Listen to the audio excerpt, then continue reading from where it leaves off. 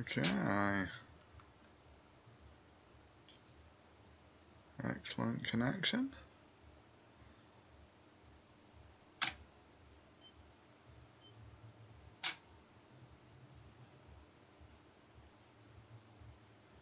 Title. Yeah,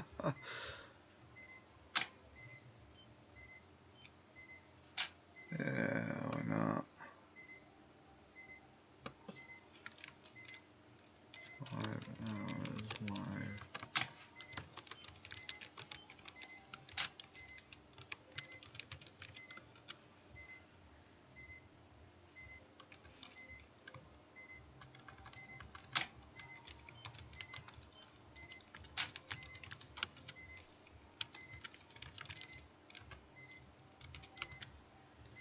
Ah, can people hear me?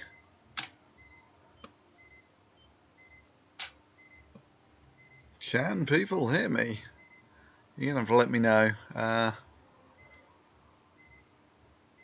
Good. Awesome. Right, so I'm currently... Oh, God, there's a lag on this. There we go. For the past 3 nights, I've not slept a single wink during the actual night itself, because I've been doing this. I've been recording Mars rotating, so I'm going to try and focus it a bit better at the moment. And as you can see, the focus is tricky. It's not helped by the fact that I'm actually on a stage, so if I just jiggle around a bit, it moves. But you can see the problem: the atmospheric shimmer is your main point of contention. So what I usually do is I'm going to record 30 seconds of video. I'm going to do that now. So I've got to be very still when I'm doing this, because if I shake it, that'll sort of screw up how much useful image data you can get out when you process it. So a lot of what you're looking at there is the atmospheric shimmer. So what have we got? We've got 15 seconds so far. I'm going to go for about 25 seconds. You can sort of see at times when it sort of clears up, you can actually see an awful lot more, which is awesome. But it's currently just past midnight here. In about an hour or two, the seeing will settle down. I don't know whether you can see my cursor at the moment. Let's see what we got. Oh yeah, thank you Dan for the super chat. Right, so you can certainly see the polar ice cap. That is actually legitimately the south polar ice cap of Mars. And going off to the right at the moment is the largest canyon system in the solar system. That's Siratis Major or something. Well, she was the woman in Star Trek or something, I'm not sure. But the volcanoes, Mars is currently rotating from left to right. I know because I've done this for the last 3 nights. Yeah, it's profoundly boring, but once you actually get to the 5 seconds of video at the end of it, it's bloody amazing. This is not the best seeing that I've had. It was better last night. Which is a shame, because it felt like it was going to be better tonight. But you know, it's one of those things, you never know quite how the atmosphere is going to stabilize during the course of the night. So Mars is currently rotating almost exactly. I'm going to try focusing again. Mars is currently rotating about as quickly as the Earth is rotating. That is I'm going to go all the way out, all the way in, and about. There we go. Oh, that is nice. Yeah, so we're getting to the seeing stabilizing point of the night at the moment. Usually it sort of peaks out just before dawn, and that's certainly what happened for the last 2 nights. Nice thing about streaming it, of course, is when you can come back and watch this at some later point, and you can just flip through. and you'll be able to see Mars rotate with no problem whatsoever. But Mars, when it gets like this, is yeah, this is actually through the Sky Cannon at the moment. I'm looking at the comments. I'm still a complete noob at streaming, but I've managed to come back to the comments, and it's an 11-inch Schmidt Cassegrain. And if you can hear a clunk, clunk, clunk going in the background, that's because I've got a whole sky time lapse going as well. So what I'm going to do is, that's actually tracking Mars at the moment. So you're gonna have to forgive me for a. Actually, no. Let's do some questions first. Are there any off topic? What can I add to DCM to slow down its evaporation? Oh, well, the most obvious thing is put a lid on it. Once you get a saturated vapor pressure over any liquid, it stops evaporating. So, yeah, if you want to slow down its evaporation, just make sure you've got if the airtight seal is on there, it won't evaporate. Do I have a wedge on the mount? No, I don't. This is a simple Altars mount, which means it does. And what's this? YouTube is time to remove some videos.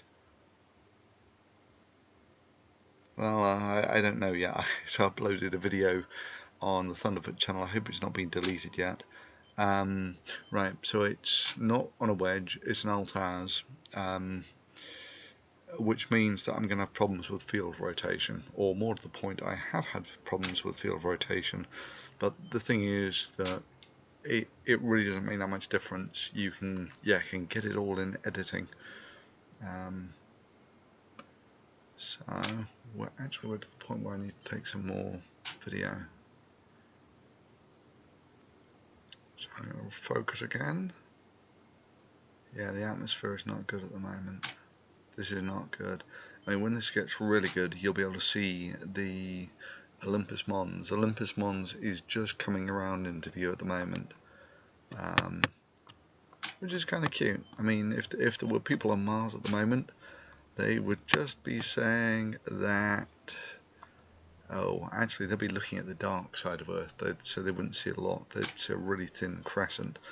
But oh, that's not bad. Okay, let's take the video there. So every 10 minutes I take some video, and then I've got to condense that down to a single frame, which has much better statistics on it. When this is made into a video, a frame from this will, it'll look okay, but it's still shimmering way too much. Okay, that's 20 seconds of video. Let's see if I can better focus. It's very difficult to focus when there's a very shimmery atmosphere.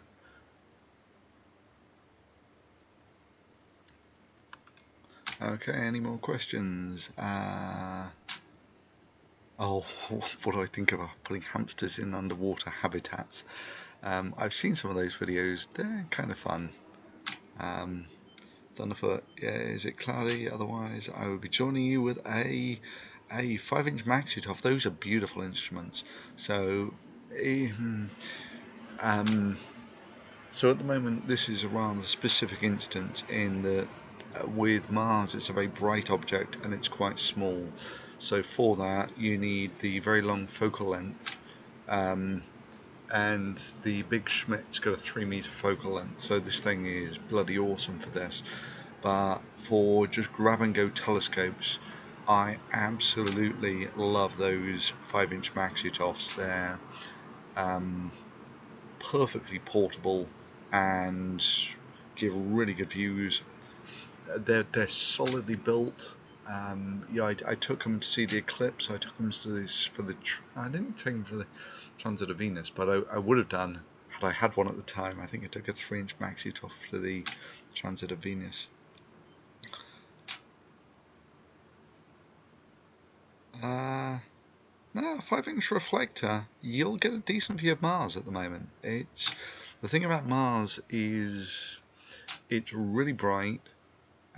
So it looks really quite contrasty on the surface. You can tolerate very high magnifications on Mars. Now at the moment the SkyCammon's not actually got an eyepiece in there, it's just directly projecting onto the sensor, and there's a 2x Barlow in there. But what I might try and do is, oh god damn this lag, what I might try to do is, the moon's up now, and the moon is the moon will look spectacular at the moment, so I might try and get two telescopes working at the same time, which is, oh, if only the damn atmosphere would stabilize.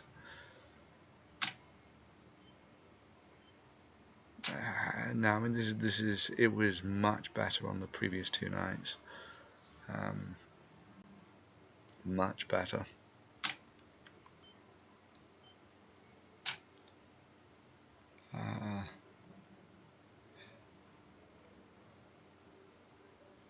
Yeah. Oddly enough, I wish I was in Idaho. Idaho has some awesome skies. Yeah, at the moment here it's almost the perfect time of year actually, in that it's cold enough that the mosquitoes die down very quickly once the sky gets dark, or once it gets fully night, and it's not so cold, you know, but by the end of the night you've got to put on significantly extra clothes. But oh yeah, California, they're going to be terrible, especially if you're downwind of the forest fires. I've been using 6-inch Mac. Actually, I tried out the 7-inch Magnetoff on Mars and wasn't actually that impressed with the image. So I've also got a I mean, it's a high bar to compare it to, but I was comparing it against 150mm. That's a 6-inch doublet. It's not an apochromat, but it's sort of halfway there. But basically a 6-inch refractor, and that gives absolutely stunning images. So the thing about Mars is you need lots of power. Yeah, I mean, out of a 72mm, you're just, especially at f5.8, you have zero chance of getting a good view of Mars. You just need like a 1mm eyepiece and a 3x Barlow, and you might be there. But so those short focal length apos are great for deep sky photography, but for planets, not so much. Okay, I'm gonna have to take another look at Mars. In fact, I'm gonna have to go get my timer. 1 second.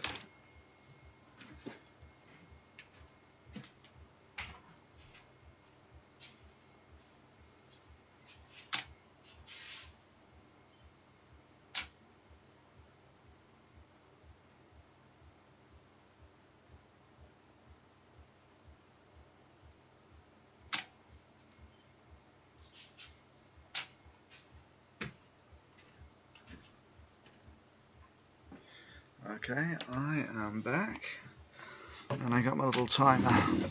So you'll see what I mean. Just when I move around, it shakes this thing like crazy. Let's center him up again and have another go at focusing.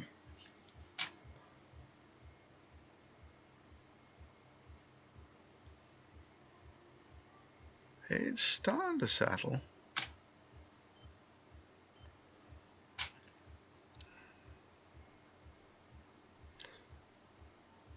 Okay, let's take a shot there. So I've typically got to stay very still while I'm recording the video. You don't want to shake it whilst you're doing this sort of thing. The polar ice cap, by the way, is melting at a crazy rate. Well, not melting, it's evaporating. God, it's bad when it shimmers, damn. So everything that you're looking at there is basically just the instability of the atmosphere. At which point you can see that okay, we've got some comments here. Yeah, the 5-inch Maxutovs are wonderful little machines. They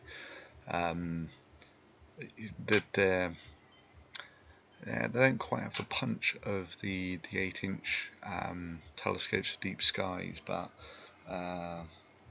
yeah, I've got nothing but admiration for the 5-inch Maxutovs.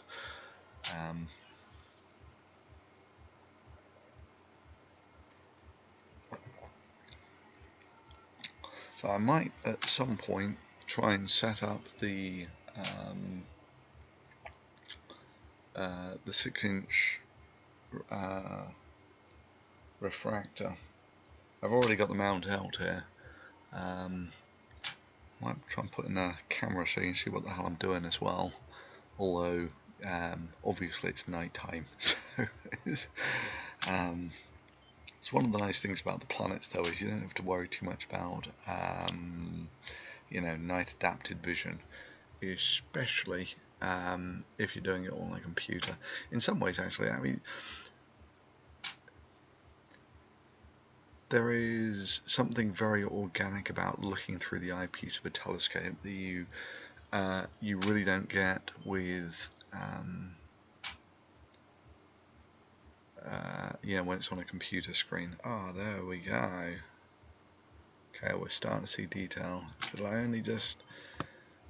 it doesn't need to be much more stable.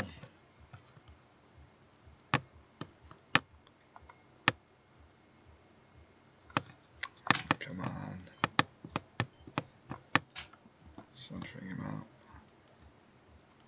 It's always very confusing with telescopes because nothing is ever the way it seems. So it's either upside down. It's always upside down if you just look. If you put an eyepiece in a telescope, if you then put a mirror in it, it's the right way up, but it's a mirror image. So it's left is right, right is left, although up is still up and down is down. And if you then get it on a computer screen, you get little cursors to control the telescope, but it's almost always trial and error. You push a button, you see if it moves in the right direction. Do I believe aliens exist? Absolutely yes.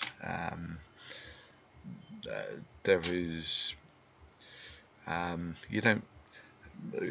sophisticated life I'm not so sure about, but for what do we got? I bought first.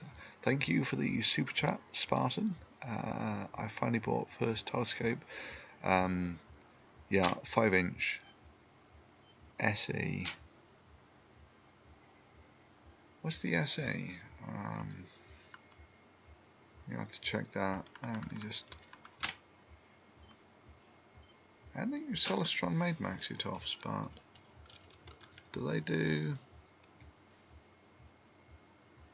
Or is it? You mean Schmidt Cassegrain? Is it Nexstar 5 SE?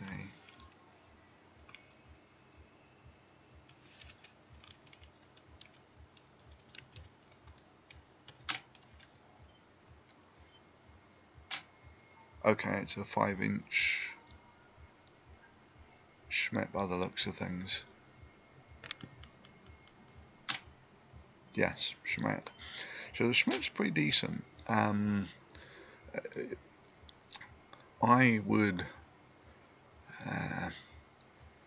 The 8-inch Schmidts, they're more expensive. They're less portable, but they really are where the punch for everything runs out. If you want to double the performance of an 8-inch Schmidt, you go to something that is monstrously less portable, and monstrously more expensive. Yeah, so I'm on an 11-inch Schmidt at the moment, which weighs 65 kilos in total. I can just about drag it around. You can't move it far though. Any speculation on where James Webb Space Telescope goes live? I have not been keeping up with what's going on with that. I know they were bouncing around about, cancelling it, not cancelling it. Okay, I'm coming up for another shot on, 50 seconds. I've got to do some more recording. So here's the thing, when you've got to do recording every 10 minutes, you don't get much time to do anything else. There we go. Yeah, the atmosphere is, you can start seeing detail in the dark lower band. Well, when it's clear, which hopefully it'll be in about an hour. I have to watch this live, of course. It's going to be here for a while. My reckoning is previous night I got to bed about 6:30, 7ish, and it's just past midnight now. So I mean, previously it was just me all alone in the night. Oh wow, our astronomy just bought a 30-inch Schmidt. I didn't even know they made them that big. Oh, hang on, no, it won't be a Schmidt. With a Schmidt you need a glass corrector plate on the front, but you can get Cassegrains of that size quite easily. And yeah, they sell some huge things like that.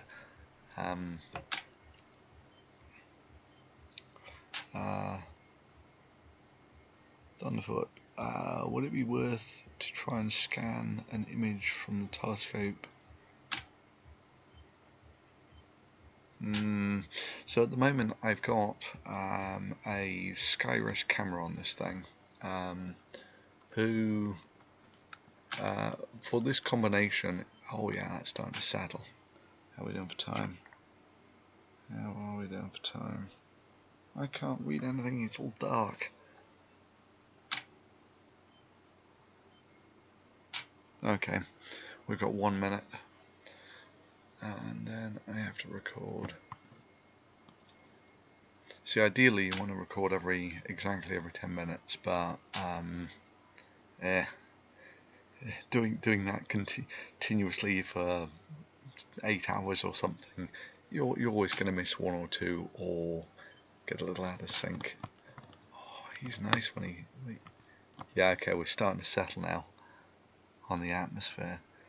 But this is the crazy thing, is at the moment probably you would get exactly the same view out of a telescope that is half the size, because you're limited by the atmosphere. It's only when the atmosphere gets really stable that your telescope can do anything useful. Okay, there we go. That's my 10-minute counter. So we're going to record some.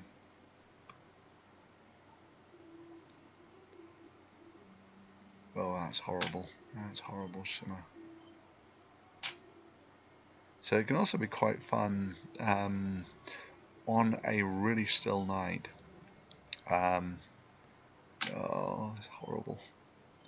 Whatever. This is the other thing. Even if it's horrible for one frame, if you're recording 6 frames per hour, and it's being played back at 30 frames per second, one bad frame isn't going to kill you. Thank you, Sun Express. Right, so what am I running at the moment? I'm running iCap at the moment.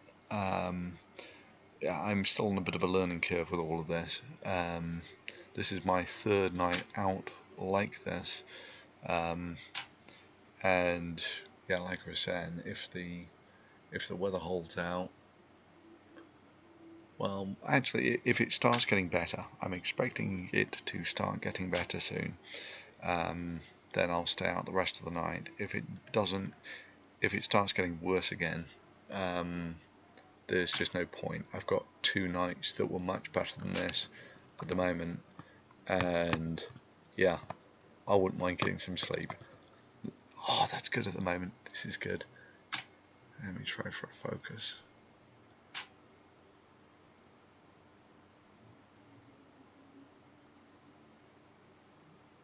And it's out there somewhere. And shimmers. Cool. Right, questions. Member of Astro Club build scopes. Yeah, no, it's actually quite common that you'll get people who build scopes. They get their kicks out of building scopes rather than looking through them, which there is an art in making telescopes all of its own, and for it you don't get limited by the sky's not being clear enough, which means you can't see faint objects, or sky's not being still enough, which means you can't see planets. Would you rather terraform Venus or Mars? Probably Mars. Venus, Venus is 30% close to the sun than we are, which means you get almost twice as much sunlight on Venus. And it's quite hot here on a summer's day. Imagine it being twice as hot. That would be terraformed Venus. Terraformed Mars is the other way around.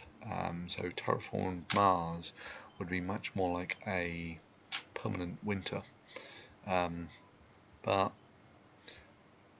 yeah, I would probably go to Mars if I had a choice. I mean, for certain, Venus at the moment is a much more nightmarish place than Mars. The atmospheric pressure on Venus is about 90 atmospheres. It's mostly carbon dioxide, and it's about 400 Celsius or something. It's obscenely hot. Right. Okay. I think. God, I hate the lag. And I've lost it. And we're back again. You see, I pushed the buttons to try and center it on the stream, and of course there's a 10-second lag on the stream or something.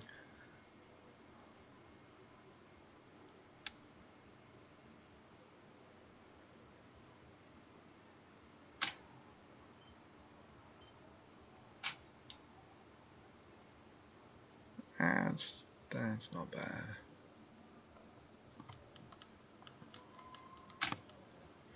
Right, so we're approaching the point where you can probably see the volcanoes. We're getting close.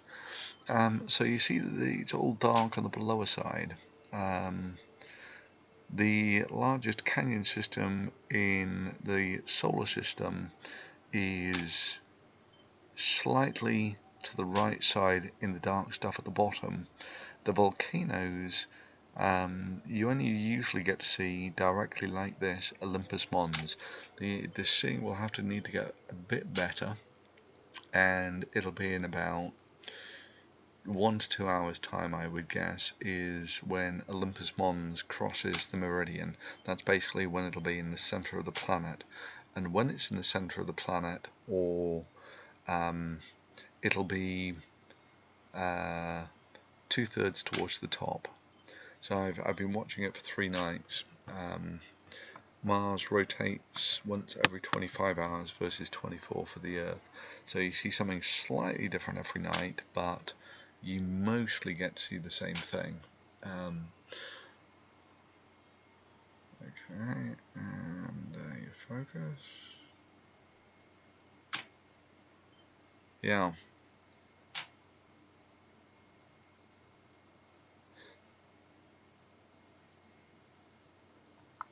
So I approach the point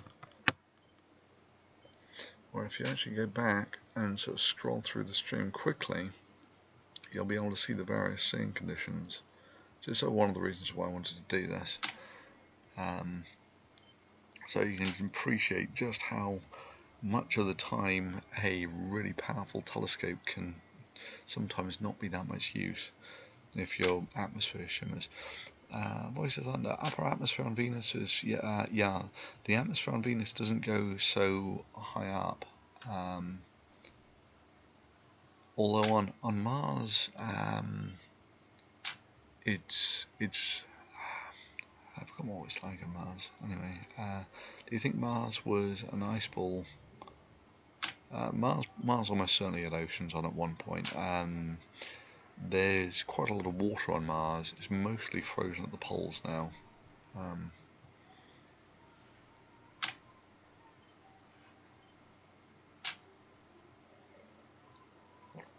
Right, I'm going to get my other telescope, or one of the other ones, and get it out and start letting it cool down. And then, because the moon at the moment will be stunning through this. Yeah, I'll see if I can keep both going at the same time.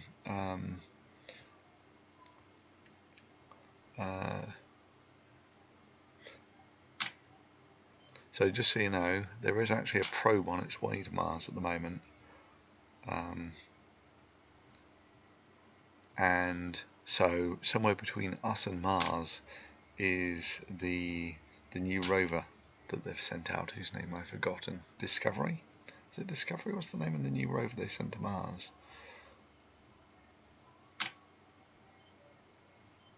Okay, I'm going to get the other telescope. I'll be back shortly.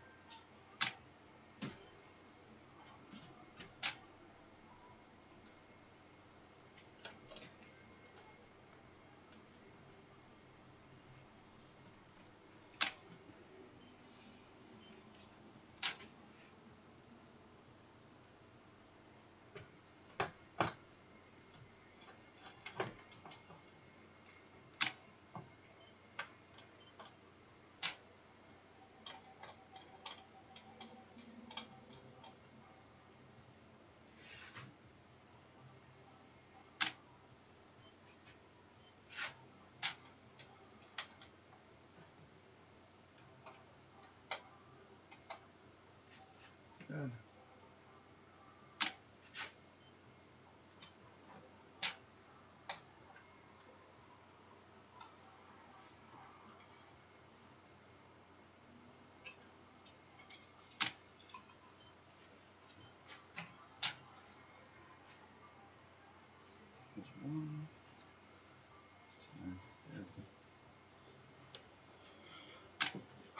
This is me standing on the floorboards, and we're going to record some more video. Right. Okay. Oh wow, this has stabilized. This is the thing, it can stabilize so much so quickly. And you can also go to shit in a similar amount of time. Oh, there we go.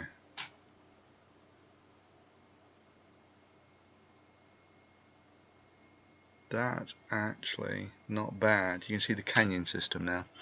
The canyon system, it's a light looking band in the darker side towards the right of the planet. Okay, let's record some video. This will actually come out superbly well. In fact, I might try and process this live for you. Yeah, let's try that. This is going to be good. This is not bad.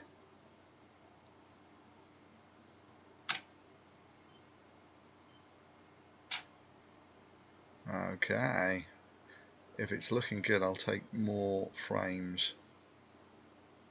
So we've got about 1,000 frames at the moment. Oh yeah. Okay, just over 1,000 frames, super. So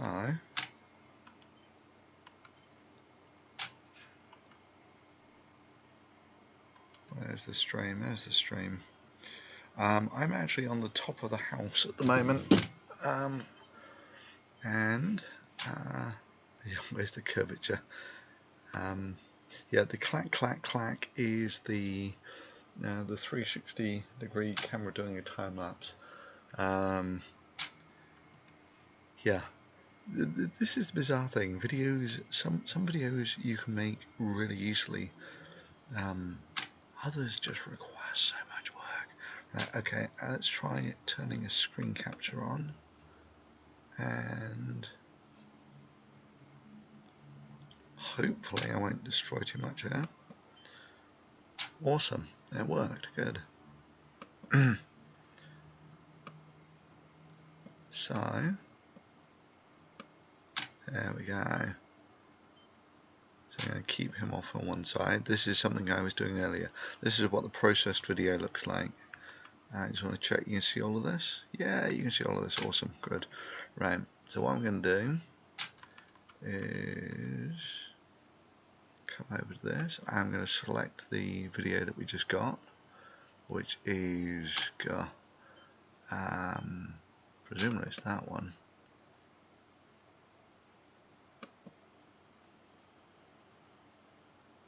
That doesn't look right. That doesn't look right at all. Let's try Mars 29. That's much more like it. Okay. So now we need to set some align points. Let's give it a few more. We'll use the best 300 frames, which means I'm throwing away 2/3 of my data. That's fine. Okay, we click align. So this has a propensity of crashing every now and again, which hopefully it won't do, because I'm running all sorts of stuff at the moment. And let's see if we can't keep Mars in the frame whilst we're doing all of this.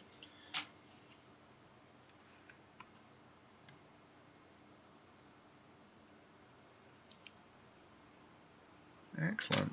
Looks like he's not going to crash. Super. We go to limit and we stack all of the good frames, and then you can do this sort of wavelet sharpening. So what I'm doing at the moment is I'm averaging out a load of frames, which is the effect of sort of taking some of the shimmer out of the atmosphere. So if we now come over to the wavelets, you'll find as I move these over,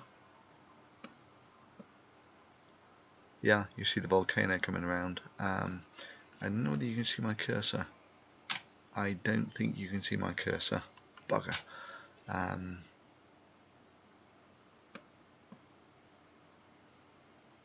But as you can see, it improves quite a lot. Yeah. So in the hang on, let me see if I can. Yeah, here we go. Good. Presumably you can see that. No, you can't. It spawned a new window. Damn. Okay. Well, you're just gonna have to trust me. In about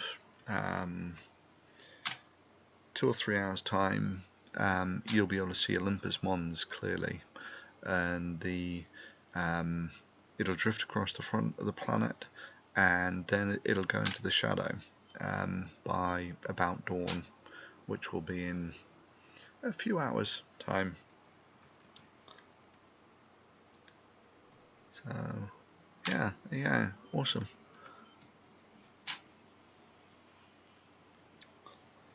Do you think SpaceX will get to Mars? Getting to Mars is actually even just getting to Mars is a challenge. But you know, there are all these various tiers to it. Can you get to Mars? Can you, when you get to Mars, not crash? Mars had, yeah, even with state player actors, they had all sorts of trouble. It was something like a 50% failure rate on probes to Mars. So I mean, even if Elon Musk is just looking at replicating what other people have done, which is the first step, that's not easy. So get to Mars. I mean, just getting to Mars isn't that difficult. Getting lots of stuff to Mars, getting people to Mars is insane. You know, just getting the robots there is hard enough. Okay, we're going to bring our, don't lose Mars in the field. Bring him up and center him a little. So it's one of those things, a lot of what Elon Musk does, I don't actually disapprove of. What he does with the rockets is fine, but it's just so massively overpromised in that, you know, what has he actually done?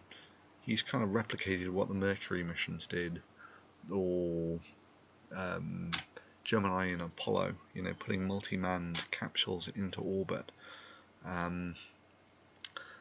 And yeah, I'm still deeply skeptical about his rocket design that looks more like the N1 Russian rocket, which has, you know, 50 little rocket motors on it.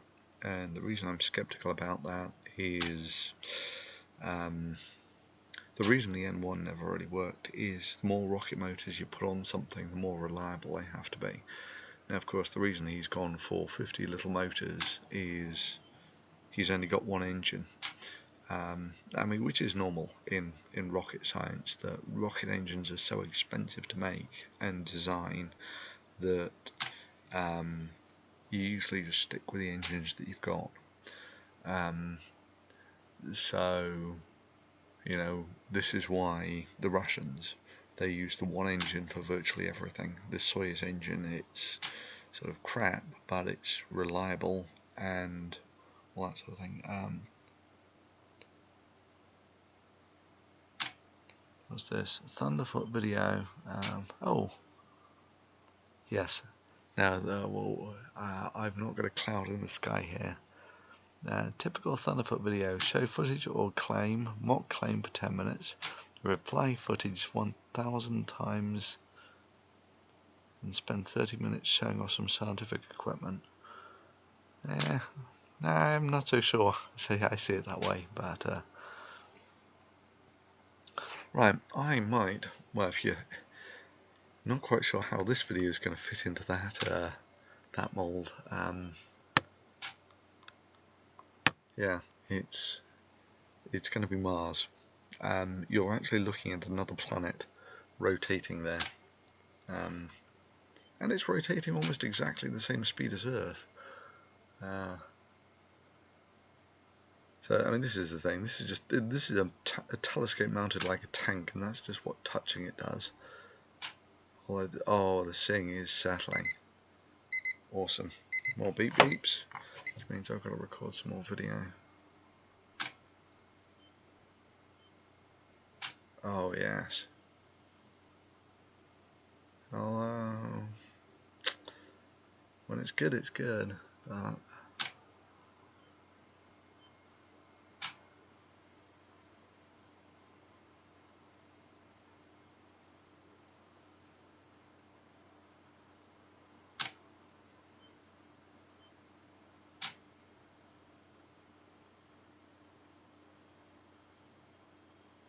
okay, there we go. Sail. Take it. Good, good, good.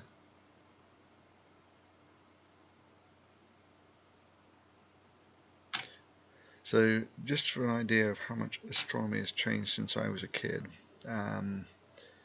When I was a kid, the human eye was supreme. well, with the exception of deep sky. For planetary photography, there was the golden rule that if you couldn't see it, you couldn't photograph it. Now, almost the opposite is true. That okay, we'll stop there. You have a, in many ways, better view of Mars now than you will see through the telescope, and this is for two reasons. The first one is that you can adjust the contrast and brightness on this. Your eye sort of does this, but with planets they're small and bright, and it can be quite difficult to get the contrast right such that you see the maximum amount of detail. And secondly, you can now do these averaging things, which you can do digitally, which you can do when I was a kid. When I was a kid, it was chemical film, so you had to,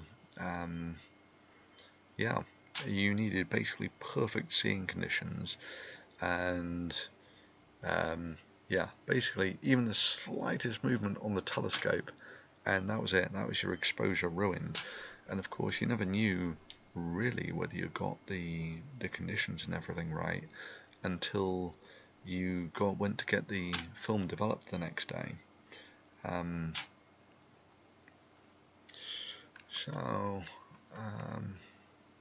I think I'm going to try and get another sensor on the second telescope, and then I might be able to show you the moon as well, because the moon will be absolutely stunning. The moon is almost as good as it can get. So I'm going to leave you with Mars, rotating away there happily, and I will see you in a few minutes.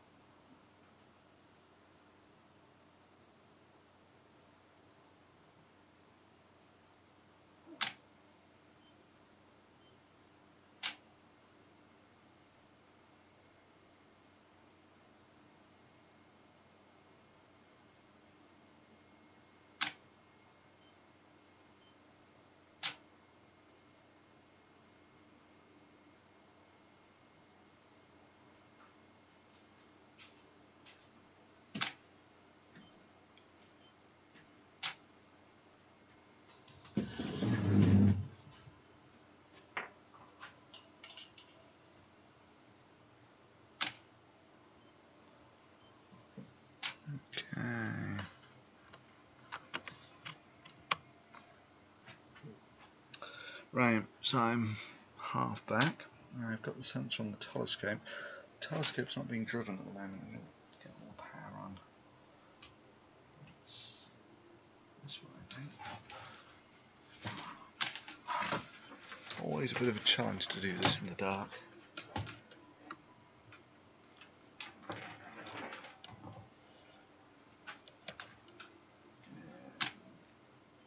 Gotcha. Power on.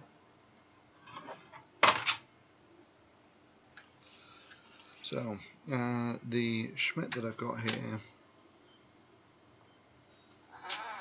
good, got the equatorial up. The Schmidt's nice in that it's Altas mounted, so the alignment on this thing to get tracking like this, which isn't perfect, but it doesn't really matter because if floorboards are shaking, all that sort of thing. But with the equatorial mount, you don't have to tell it what it's looking at, as long as you've got it one of the axes pointed towards basically the pole star. So after that, all you got to do is turn the tracking on, which I'm doing now.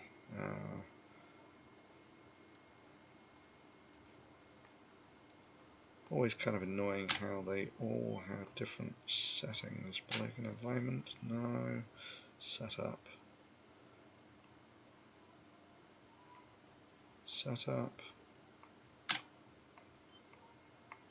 Tracking. Sidereal rate, enter. Good. Okay, done. That's how long it takes to get an equatorial mount going. Right, let's get him on looking at the moon.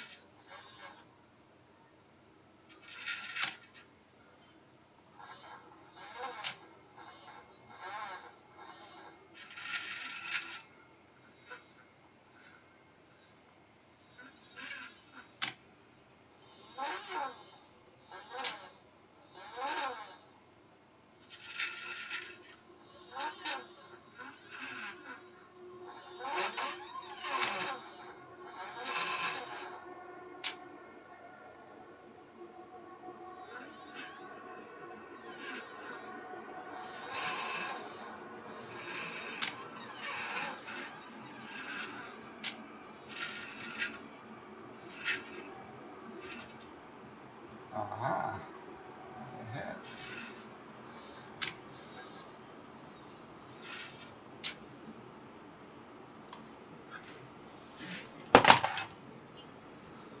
Okay, and I'm losing it on this one. There we go. Super.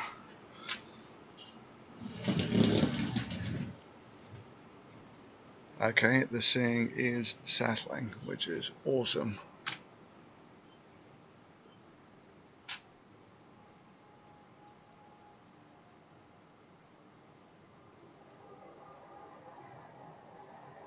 That's perfect. Okay, let's see if I can get the other guy up. So, what's the software I use for the other one?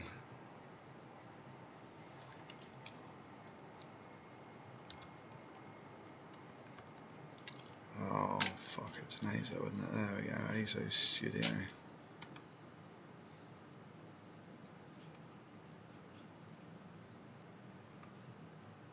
SI cap.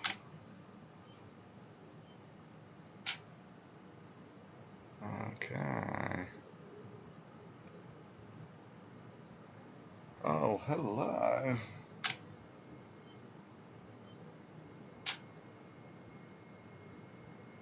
Oh, that's awesome. Okay. Right, I'm gonna record some more Mars and then I will show you the moon. Holy shit, there's too much going on now. Right.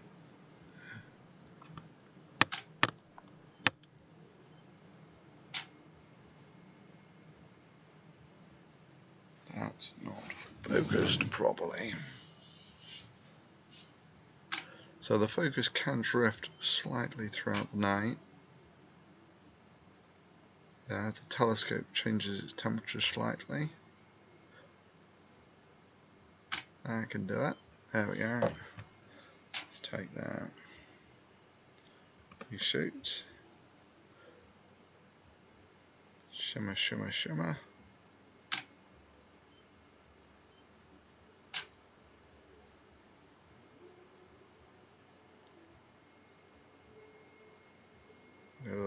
hopefully.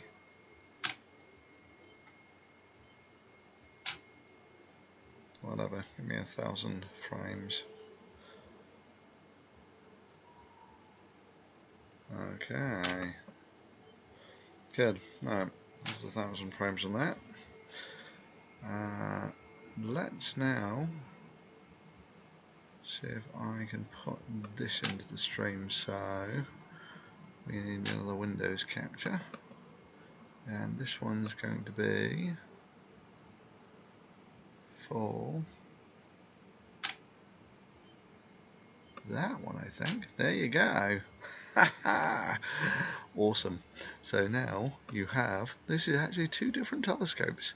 God, I'm feeling so much less like a boomer already. Now, with this one, of course, it looks absolutely horrific at the moment. That's because the exposures are all messed up. So if we actually reduce the exposure, that doesn't do an awful lot. Let's reduce the gain. Oh, there we go.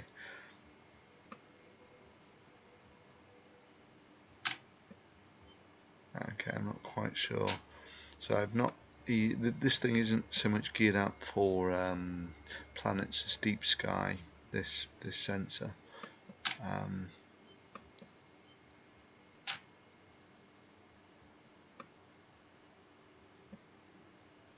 So I might actually roll this one over. So let's go for a tour around the moon, shall we? I'm going to need a...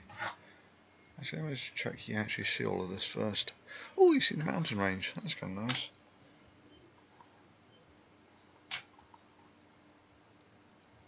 Good God, the shimmer on that is disastrous.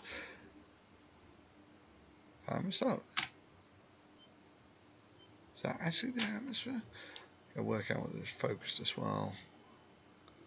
Let me just check you can actually see all of this. Yeah, kinda. Super. Alright. Oh, that's not bad. It's not green, by the way. That's a colour balance issue, which I'm not that experienced with this software. Actually, I might be able to, well, if I shut this down, does it blow up? Oh, there we go. Awesome. Let me just check what that looks like on the stream. Oh, losing Mars.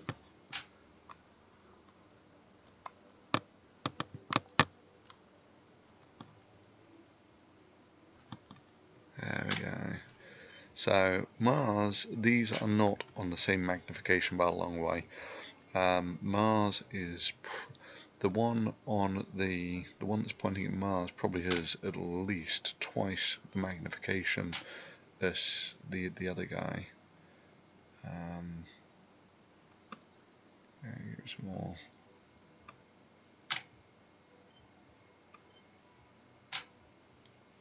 How do I white balance this thing? That's all of this. Saturation. That looks hopeful. Yeah, that's a bit better.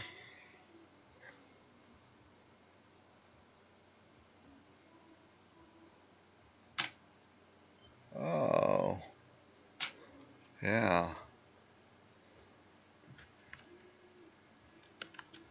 Awesome. Right, let's go for a tour on the moon. Right, 5. Oops. Okay, this is too much. Right. So that's wrong. Okay, the moon has gone. I'm going to go and look through the finder on that in a sec. Let's just check we're all good on this.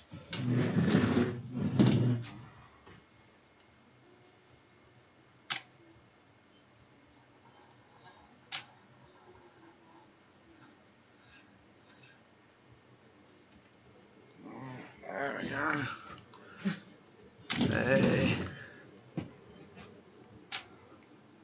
I thought I told you to give me a rate 2.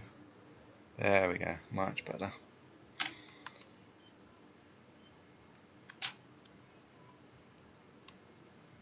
Right. So this is something that I want to do, is the shadow. I want to get the shadow. I've done it before, but it's just never really came out that well to watch the shadows change on the moon. So you can get some of these things where if you blow them up hugely,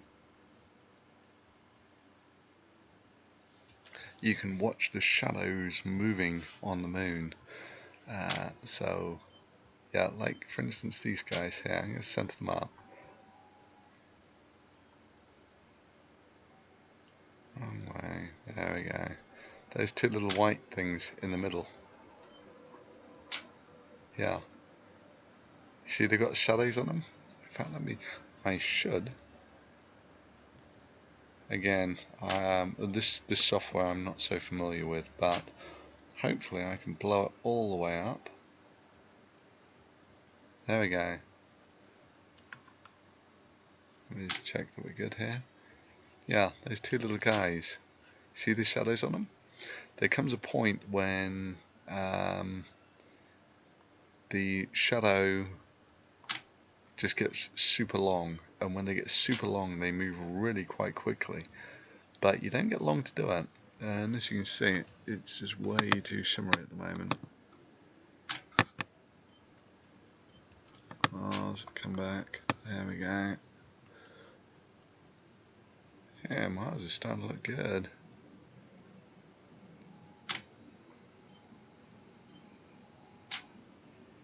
Yeah, so I'm not that good with the moon in terms of just knowledge of the craters. There's a couple of big ones which are super easy to locate. The mountains, obviously, those look awesome. That's Copernicus. The big bright one is Copernicus.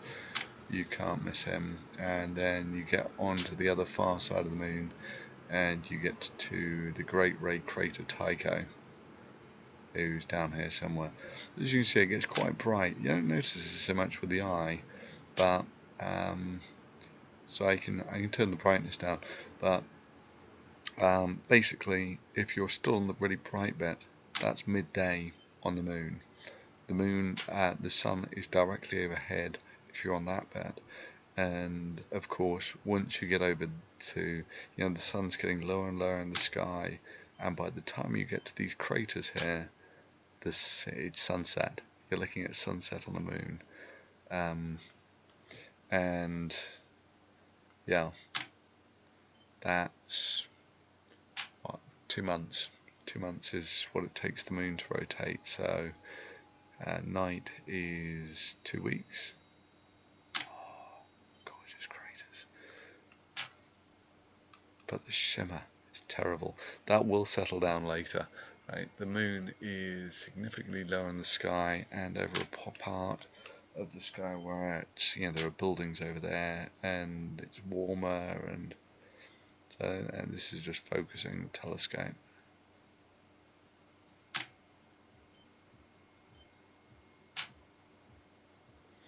Yeah, when it gets super clear, the moon is just stunning. Yeah, you sort of like this bit there, the crater right on the edge. You see there's just little bits sticking out into the sunlight. You can watch them either appear or vanish. Right, that's my warning that I have to go back and do some more videoing of Mars. Let's see what we can do about getting a focus.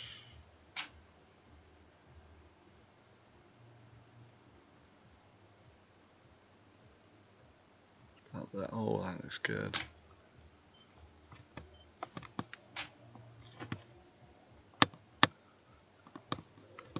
Okay, that looks completely shade.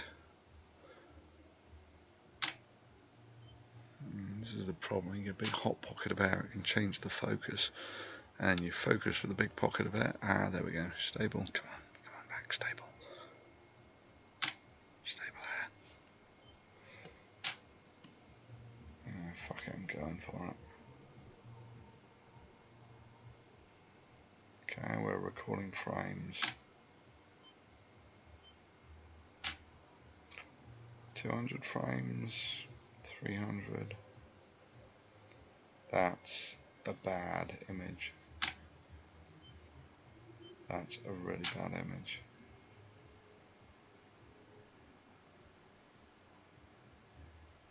That's a good image. That's nice. Okay, stop him there. 1,000 frames. Cool, and that's.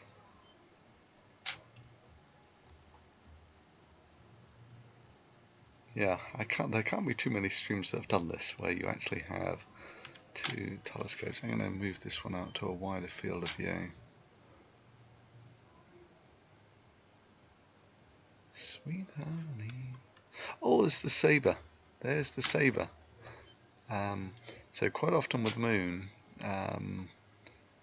certain things you can only see when there's a really low light on it, and you'll see there's something that looks like a sword right in the middle of the field of view. Just there. Perfect. Got him. And also, if I remember rightly, if you come up towards the... Oh, and it's frozen. And it's frozen. That kind of sucks. Oh, it says the camera was pulled out. I hope it wasn't.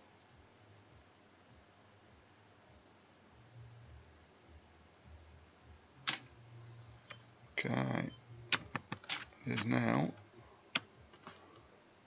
Please don't kill everything. Good. And he says play. Oh, that's gorgeous. But the shimmer there.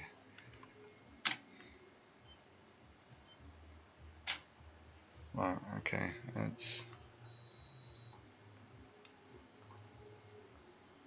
right. So the saber's there, and there's the mountains, there's Copernicus, and up in this region, you know, near those little rocks, there is something that looks like a ship's anchor up there somewhere.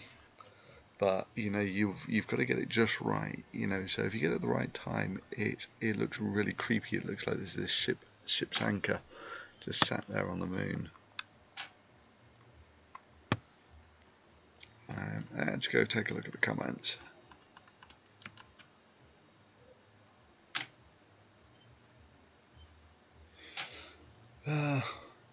All hell. Living on the moon would be great. I hear they get nice dark skies. Apart from when the Earth is up, then not so good. Actually, this is amazing. Unfortunately, I can't plug it. I'm out of USB sockets. Otherwise, I could put in a camera and I could show you what I'm looking at the moment, which is I got Mars up there, the moon up there. It's actually a pretty dark night, and hey, Glass Monster. I'm just wondering, I might be able to start Discord, but I'm pushing my luck as we speak. I've got two telescopes running here, and are they both running? Yes, they are. Good.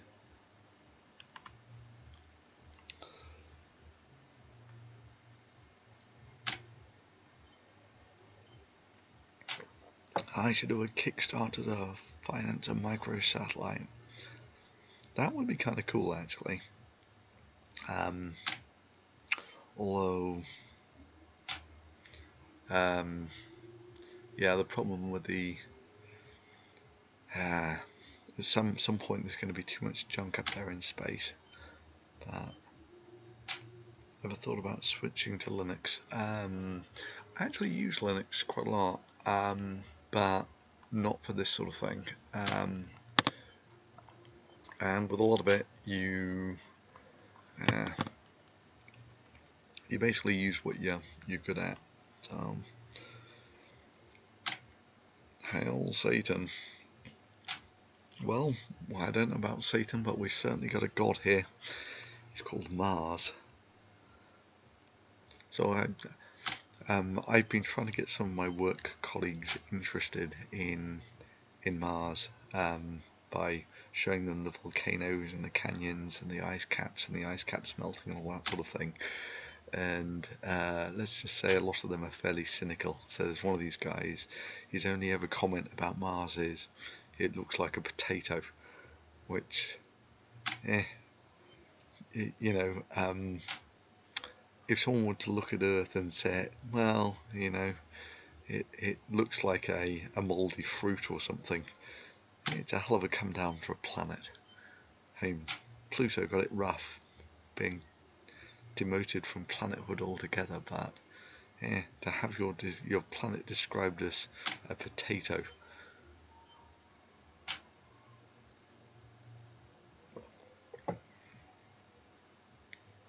Potatoes are fake. So I'm tempted actually to scroll both telescopes over to look at Mars. Now, finding Mars, it's got to be said, you won't believe how much magnification there is on the Schmidt at the moment. Actually, it's starting to look pretty good. Right, so what I'm going to do is I'm going to do one more capture on Mars, and then I'm going to swivel both telescopes over. There you go, focus, come on.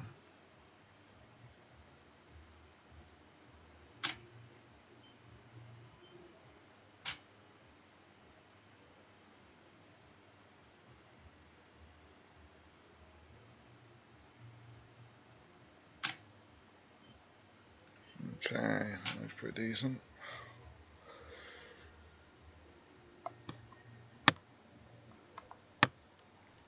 Right.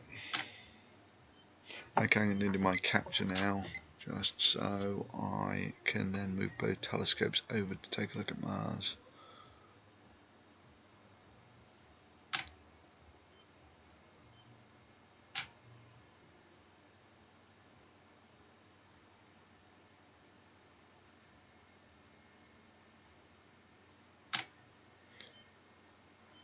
So it's one of my hopes is that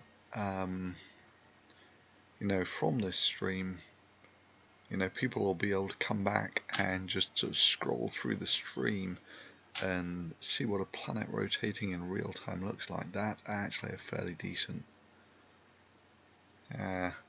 It can still get like a lot better, a lot better. But for Mars, that's not bad at the moment. Okay, let's take a look at the comments, and yeah, I hear where you're at, Detart. Yeah, I've not been into work for 2 days because for 2 days I've not slept at all whilst during the night.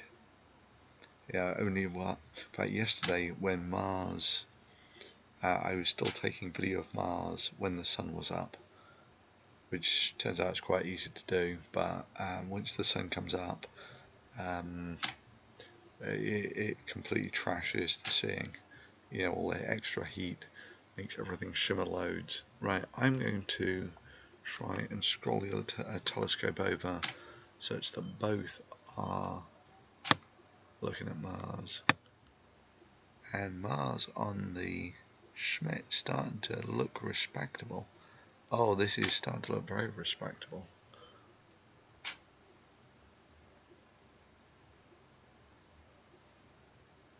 Oh, there we go.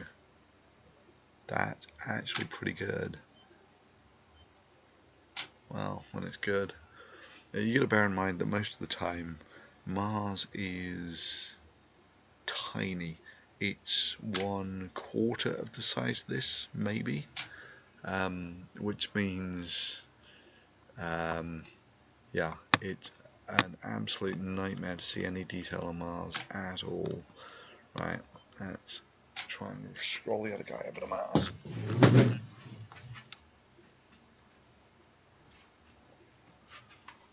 Right.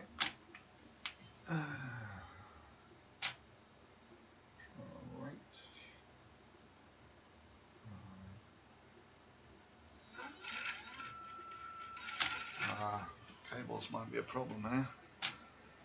Cables might be a problem.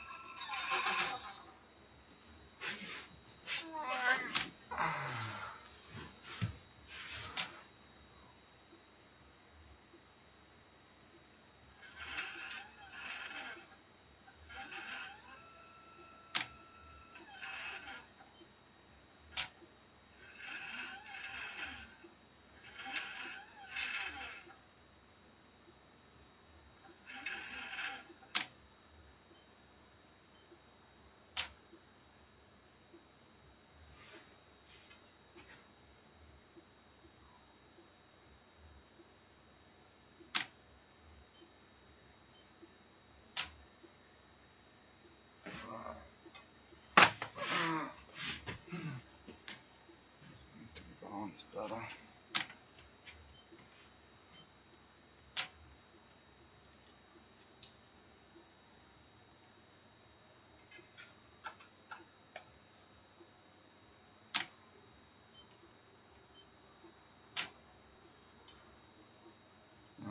Oh, maybe it's locked up at all.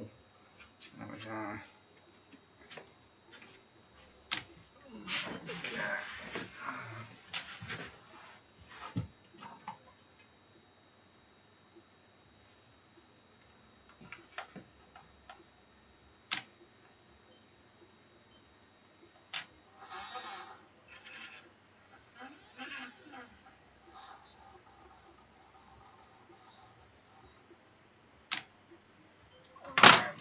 Let's see what that looks like.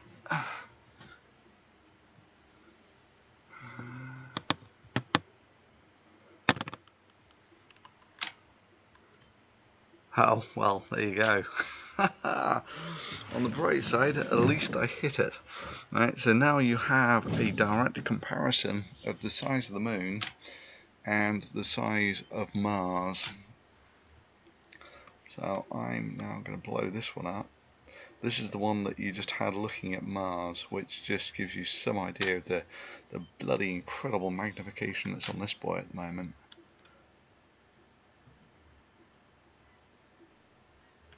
Right, okay, let's try and blow that up a little.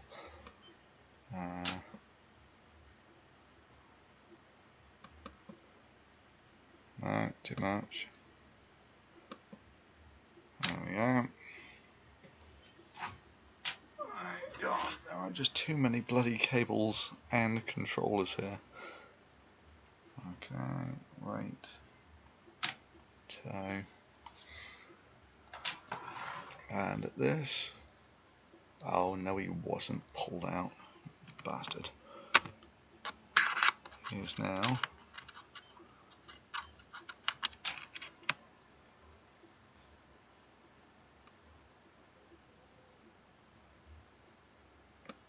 Okay. There we go, we're back. And we need to chop the exposure way down. And there you go. There's Mars. Through both telescopes. I'm going to work on the focus a bit here. Let's blow them up even more. Oh, you son of a bitch. You. But I can play this because I know Boomer. I can do it this way.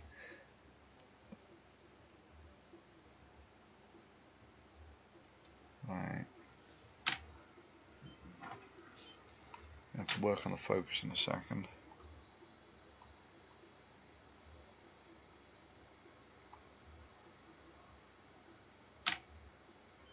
There you go. No, no.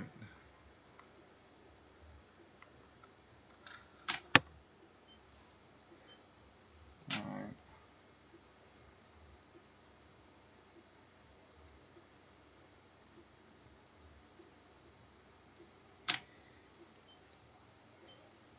Okay.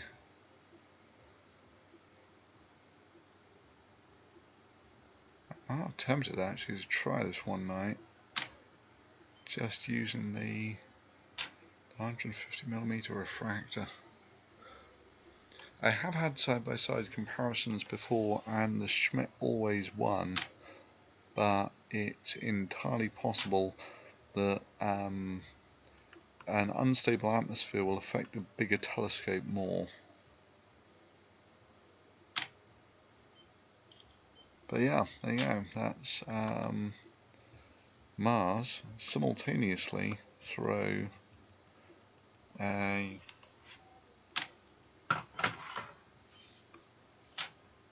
by the way, the equatorial mount on this boy is not exactly the best aligned that I could do.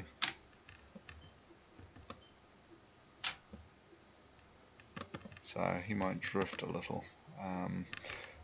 It turns out that you are looking at an absolutely minuscule portion of the sky here. So your tracking, even if your tracking is pretty good, you know, just having the floorboards slightly uneven, or you know, whenever you stand on the floorboards, it shakes. That's going to be a problem. But are we done on? I think we're coming up to another capture on Mars.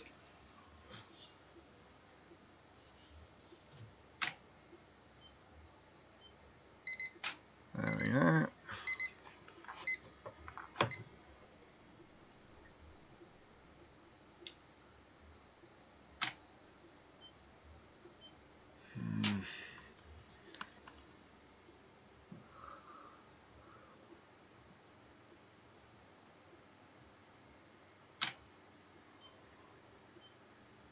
Oh, there we go. Good.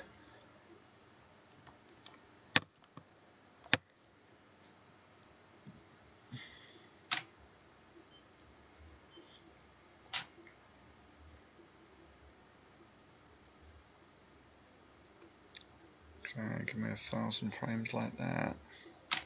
That's crap. That's really crap. That's horrendous.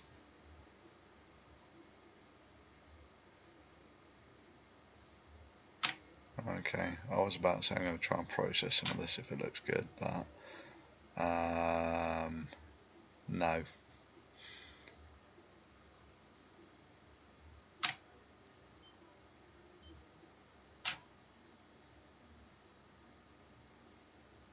It's a shame you can't see my cursor actually, otherwise I could show you where the volcanoes are coming around.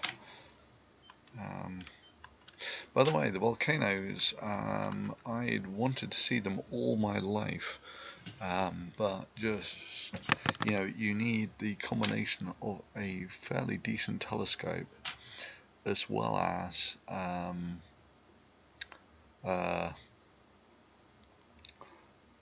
really good skies, and you need Mars to be good, and Mars only gets kind of good every 2 years and only gets really good every 15 to 20 years. So there's only been like 3 or 4 opportunities in my life to get a decent view of the volcanoes, and all you need to do is be in a place that is shitty weather for a couple of months, or not have a telescope or something, and that's it. Your chances of seeing the volcanoes is gone. And even with these telescopes and with the seeing here, which is, yeah, it's not awesome seeing, but it's okay. you can see the volcanoes quite easily with the Schmidt here on digitally, but of course oops, let me get it back. But to see them with the naked eye, I've still not actually done it. It's just one of those weird things that it used to be when I was a kid. You know, that was the gold standard. If you couldn't see it with the eye, then you couldn't photograph it. And yet here I stand, you know, and the digital eyes are much better than the human ones, which kind of sucks in some ways. Good in others, but... And it's also kind of fun that you can now share it with people all around the world, which is awesome. And there is a helicopter going overhead.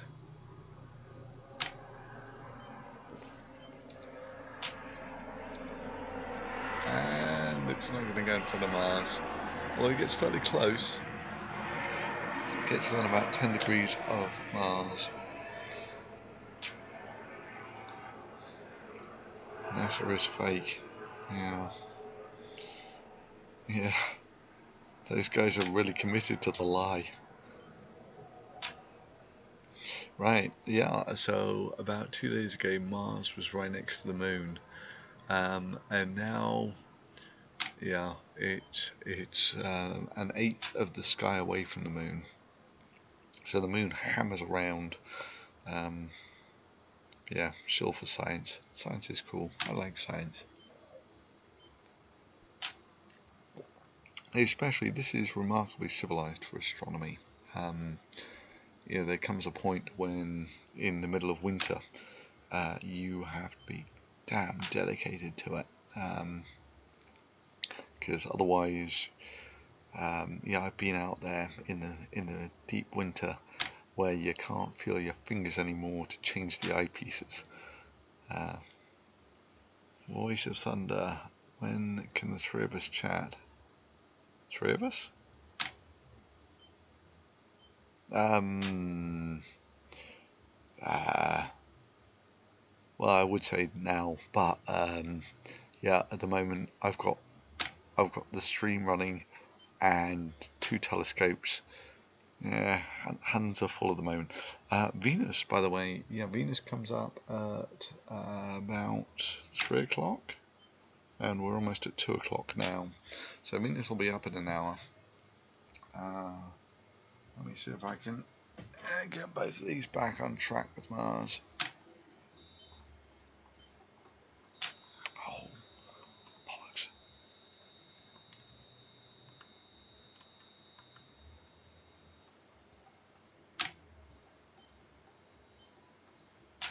There we go.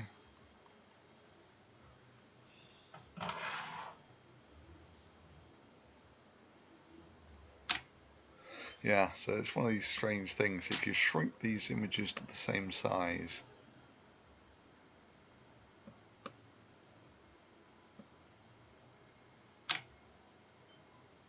which one is better?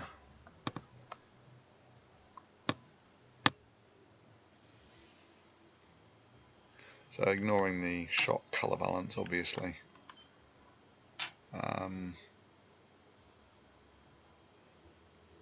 I know which one looks better to you guys. So usually with the when I've done the side-by-side comparisons before, it's basically aperture wins. Okay, yeah, no, we Glass Monster, we can chat sometime. You need a dark mode. Aye. Yes. Although with planets, it's not so important. It really isn't. And also, I mean, this is another thing that, in many ways, that I don't like about the digital age of photography. Sorry, the digital age of astronomy. That you do just sit there with your computer, and of course the screen puts out shitloads of light, and Yeah, there's something almost romantic about just being all alone in the night with your telescope in the dark.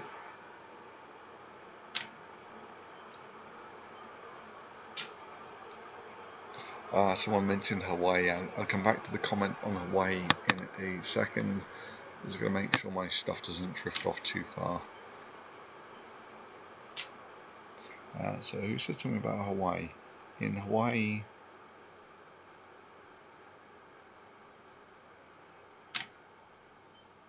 laser pointers in the guide was far more interesting. Saturn, every time I look at Saturn, I'm so sure that planets like that are probably as rare as life.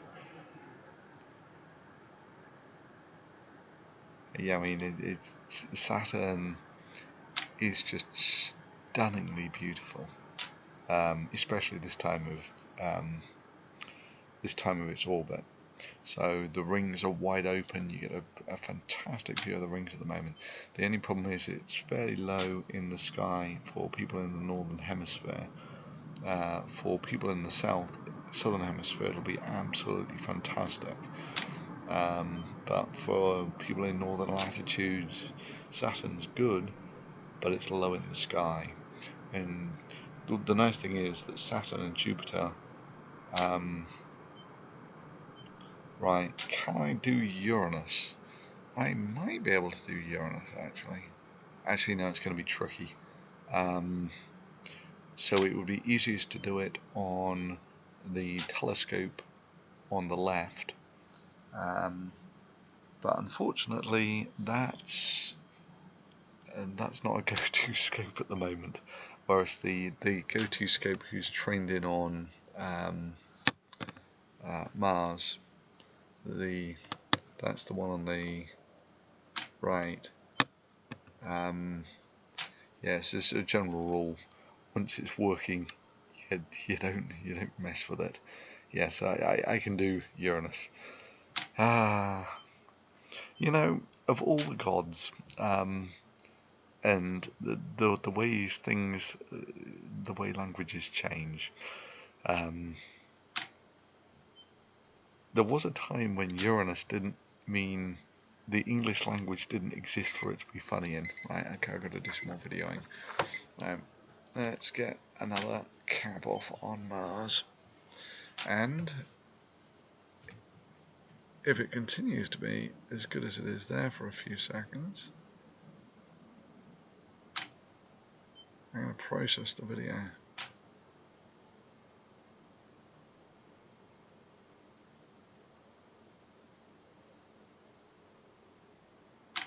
Okay, that's good.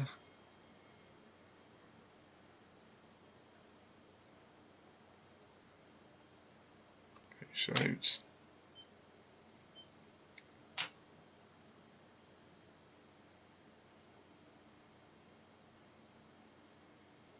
Okay, this isn't bad. The contrast needs to be a bit lower.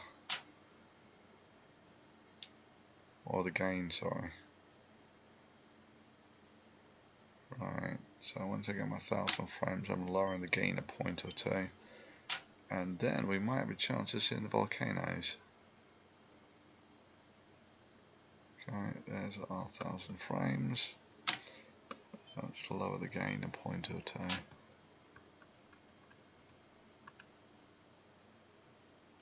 Okay, that should do it. That's good. Right, let's try and process that one, shall we?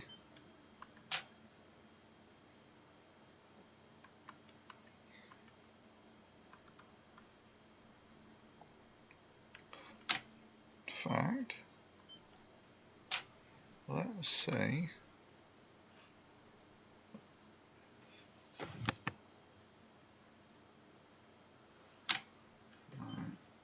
Make sure the other Mars I don't lose him.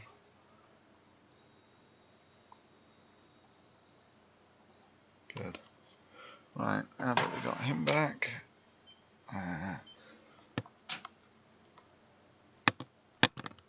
I want my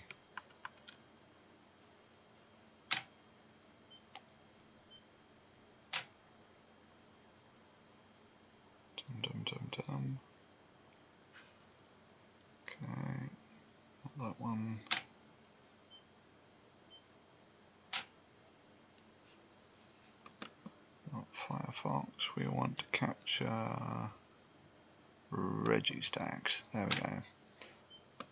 Okay.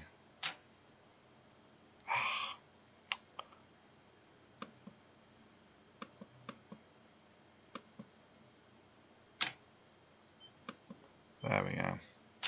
That's better. I'm trashing something I was using for work the other day, but it doesn't matter. We'll live with that.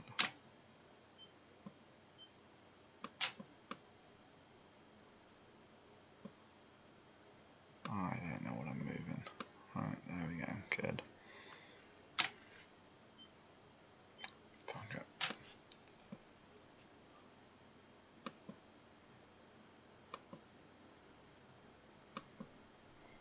Add window capture.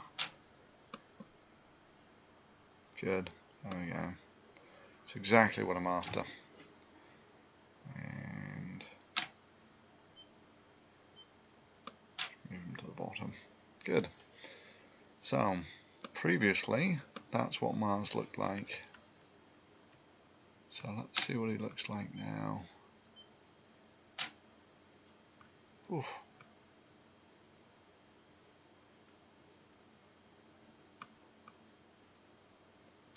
Set line points and a line. So you got to bear in mind that, well, actually I hope, right? So some of you at some point will see the final product of what this yields after a night of watching, a night of recording stuff like this, and yeah, I hope you appreciate a little. Here we go.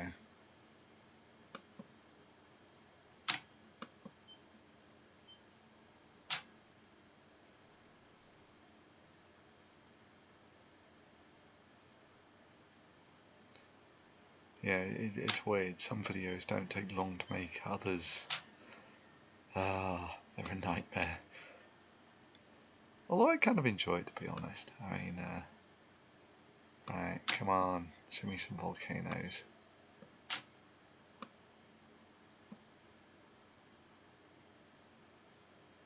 I'm not seeing them. So, oh no, there he is. He's just about visible.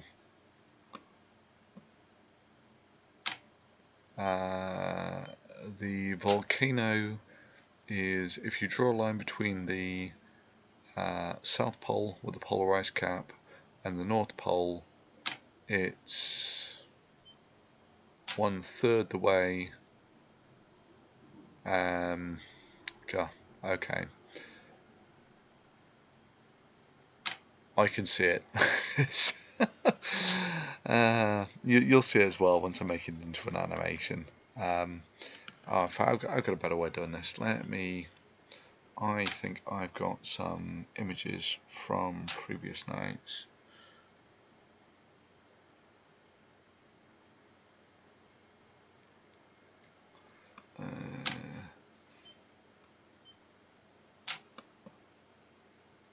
Not March 10th, it's... Oh, every now and again I get a bit sleepy, which is the worst. You can't get a bit sleepy when you've got to do this for another 5 hours. Actually, yeah, go on. Spoilers. Spoilers. Do you want to know what this looks like?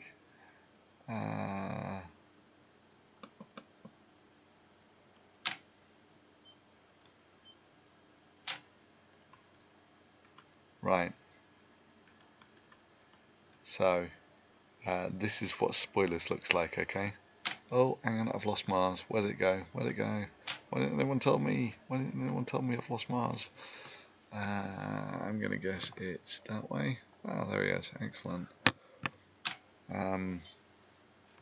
Right, so this is going to be complete spoilers, okay? This is what the whole thing looks like.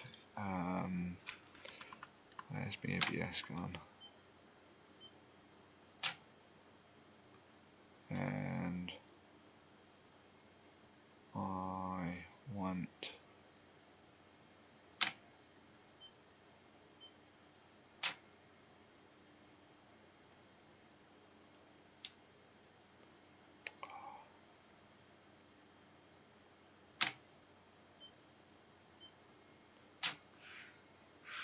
Okay, it's not letting me share it. Okay. Let's try opening it in VLC or something.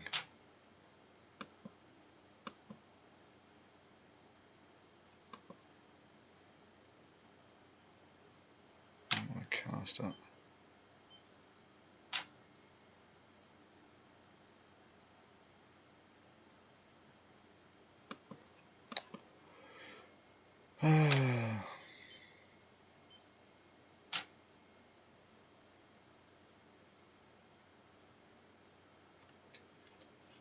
Okay, let's try this.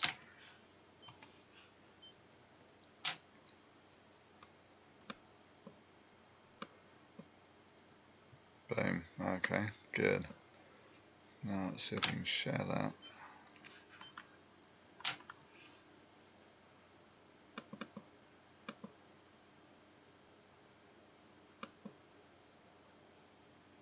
Yay! There you go. Excellent.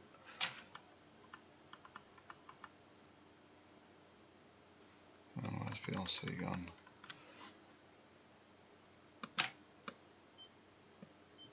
Loop. How do I loop it? Oh, looks hopeful.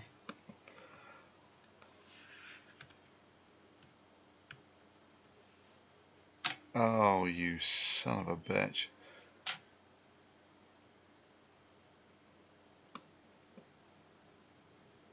Okay, so it shows VLC, it's just it doesn't show any of the media.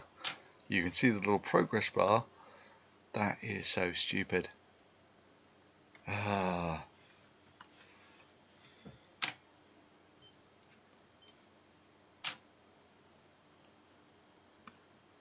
Okay, oh, I might need to try a different player.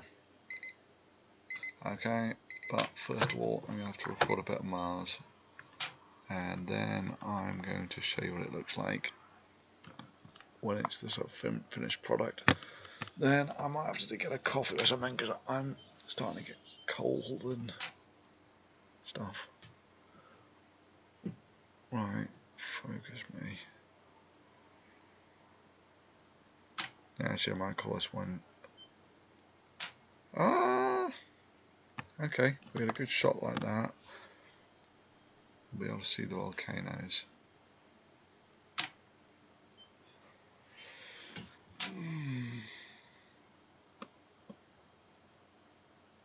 Good. Okay, so if you imagine it's a clock face, the volcanoes are at about 11 o'clock, and from the middle about 2/3 towards the rim of the planet. I can't see them at the moment, not like this.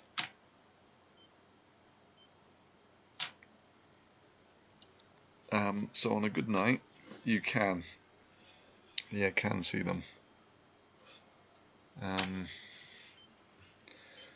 which is why I might call this one quits actually.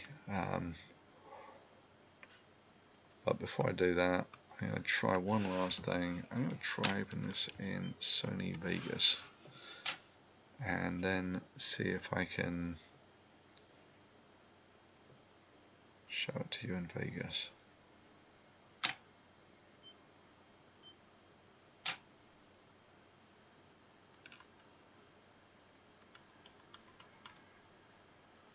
Okay, I've got Sony Vegas opening.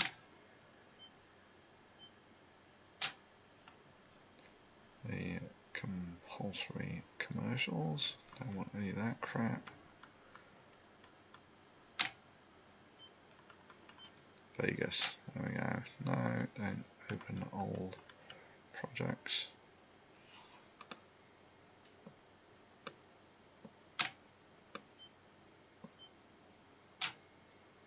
Yes. Right.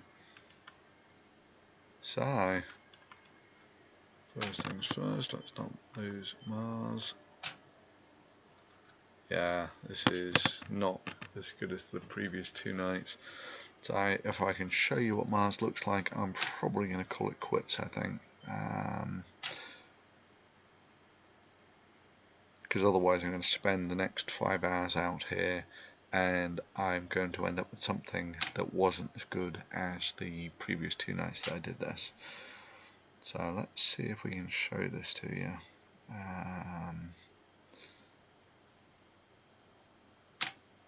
Okay, share window, Vegas, come on baby, work for me.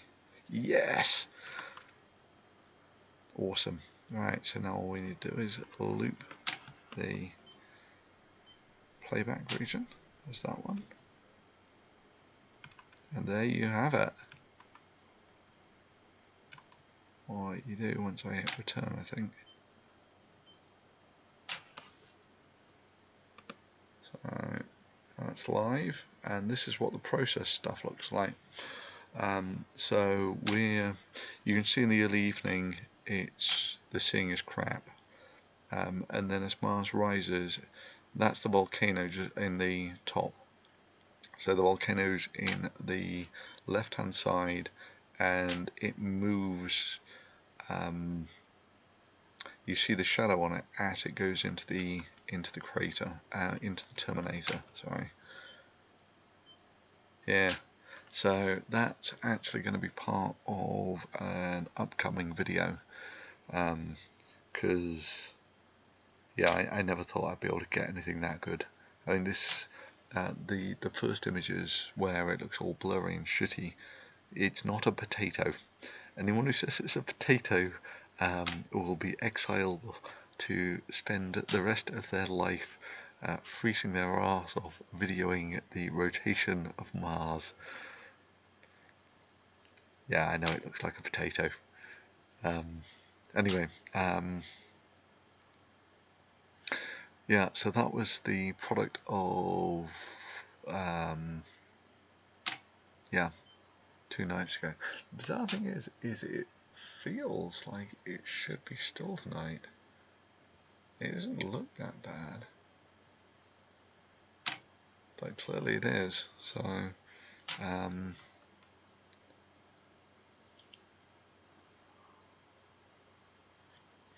yeah, it's a bit of a shame you can't see my cursor. Otherwise, I could actually point out to you all the interesting things on Mars.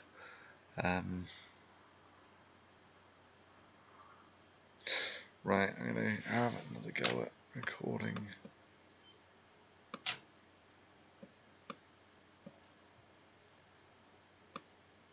Yeah. No, the seeing's just not as good as it was on the previous nights. So I think I'm going to have one last go at focusing this.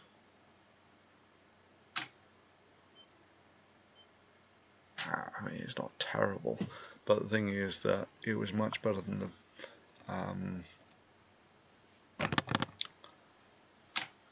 yeah, it was much better the previous 2 nights, which kind of sucks, but yeah, that's life. So at that, I think I'm going to call it quits. I was planning to have this running the whole night, but it's not so much the light pollution, it's just the atmosphere is not stable enough. Oh, and there's some high cloud going over. Yeah, that doesn't help. The high cloud is also usually a sign of a front coming in, which is changes in pressure, which means unstable atmosphere.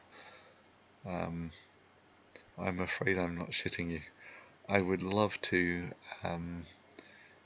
actually, even with what I put up so far, how long has this stream been running? I must be able to indicate here somewhere.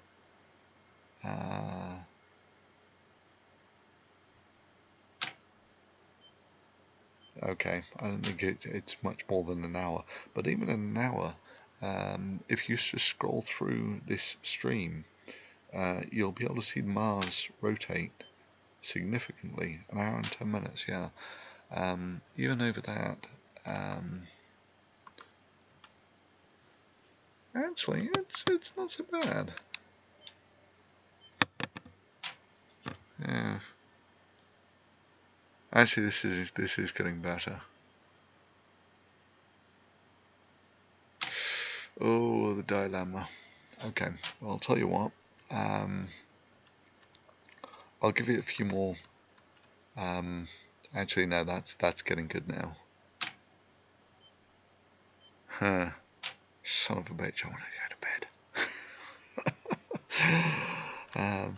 So there's always the hope that something interesting is going to happen. Mars gets quite decent dust storms, so you actually see the dust storms in some cases. If you actually look at it from one day to the next.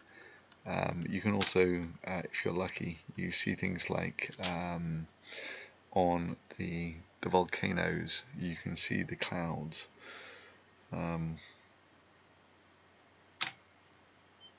Right, I'm going to get a drink and put on some slightly warmer clothes, and I will be back in a few minutes. In the meanwhile, I'll make sure the Mars is nicely centered up.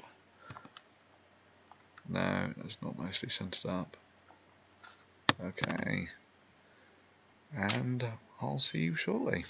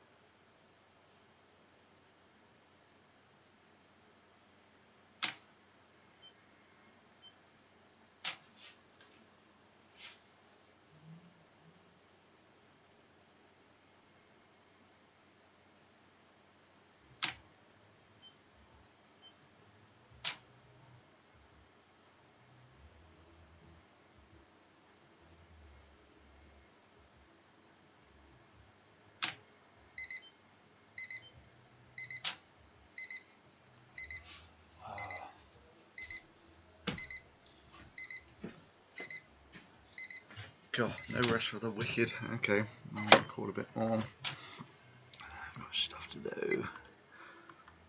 Record. Try and focus. Oh, there's actually quite a lot of high cloud around. Huh. Okay, I should check what time Venus rises. But whatever, let's get some video on this. Let's get 1,000 frames. Oh yeah, you see the cloud going over. You see Mars dimming? That's the cloud going by.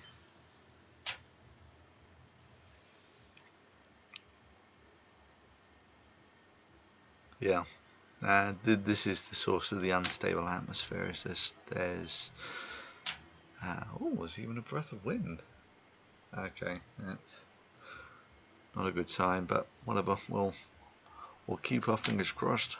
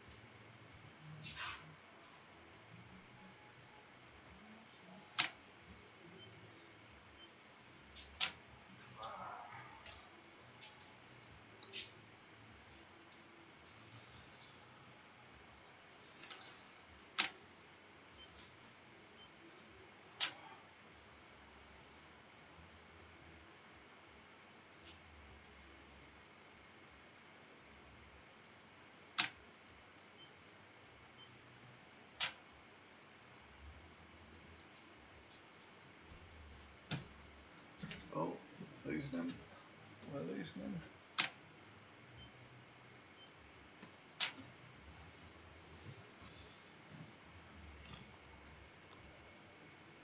Yeah. Wow, look at the cloud.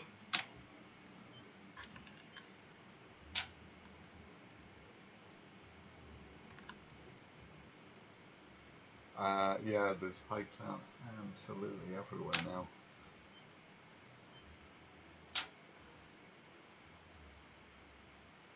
And itself, that's not necessarily a killer, but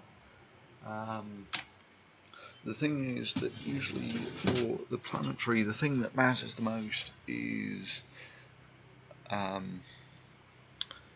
stability of the atmosphere. Yeah. Okay. Yeah. This is a killer. Oh, helicopter's coming back. Actually, I'll tell you what. Mars, I think, is a bit of a no-go at the moment, but I can scroll a big boy over to the moon. Then we will see what we see. So let's do that. Mars, Uranus, Moon.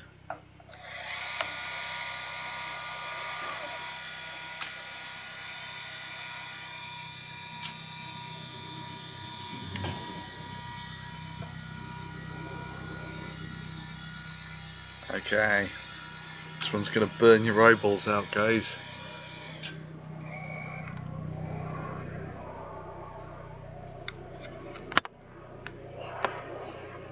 Okay.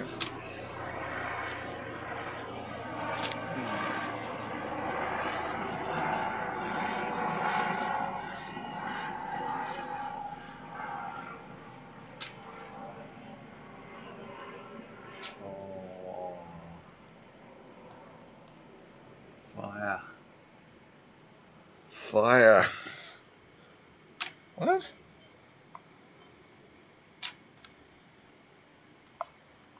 What? Where's the moon? I'm beginning to suspect that the camera might have been nudged or something. Oh no, it's there. It's there. It's just we need more gain.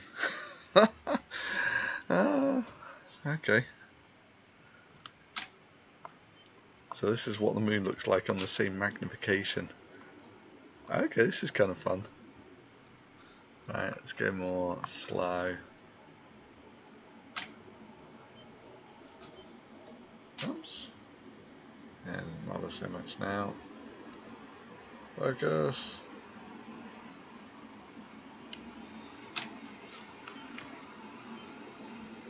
Wow.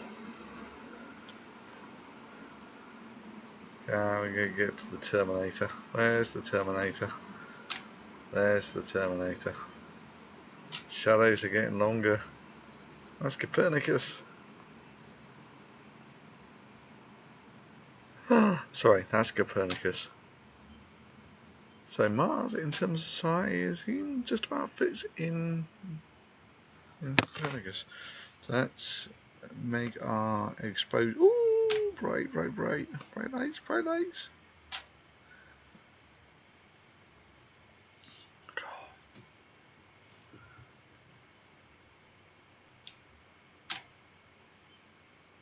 Oh, why did I do that? So it's this. It's the clouds going over that's changing all the brightness. That's not me diddling with the settings. That's me diddling with the settings. It's nuclear explosion on the moon. Boom! Oh, so much moonlight. Oh, you son of a bitch. Why should I set it at 30 seconds? Okay. It's now doing a 30-second exposure of the moon. And because the software isn't so smart, yeah, it's got to wait for 30 seconds before it'll actually undo it. So I'm sorry for nuking you there. Yes, you have been nuked. yeah, hopefully it'll come back in a few in 30 seconds. Yeah, there we go, back again. Awesome. So where did we get up to? We were at Copernicus and we were heading on. Oh, look at the rills!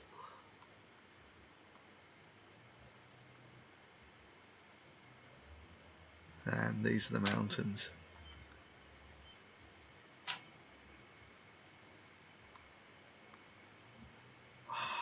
That's gorgeous.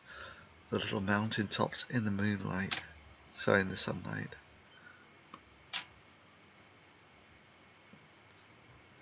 If you get a really still night, this is just absolutely gorgeous because it's sharp as anything.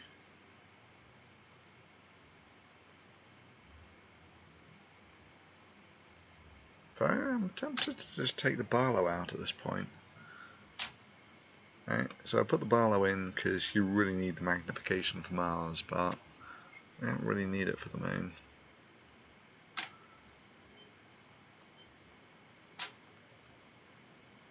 Yeah, it's things like that where you can actually see in the shadow that there's a low point in the crater.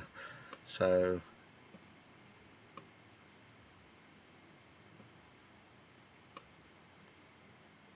yeah.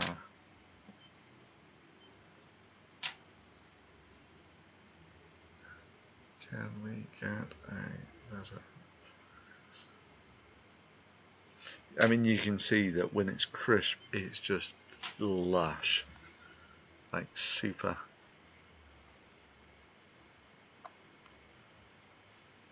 And it's somewhere around here, I think, that you actually get this weird anchor thing.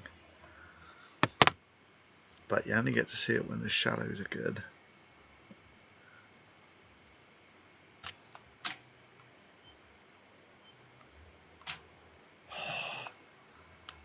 So someone's left their windscreen shining in the moonlight.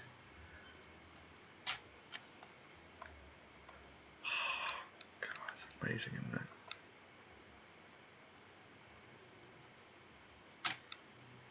it? It's a shame that the seeing is so terrible.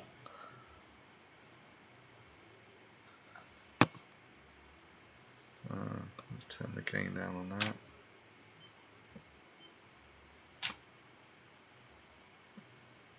Okay, I'm taking the Barlow out. Right. So this means that we'll only get half the magnification, but that's a good thing at this point. We don't need the everything to be blown up quite as much. In you go.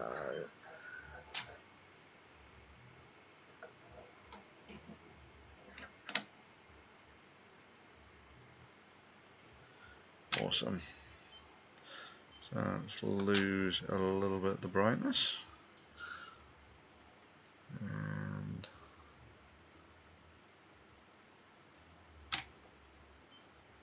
okay, we have to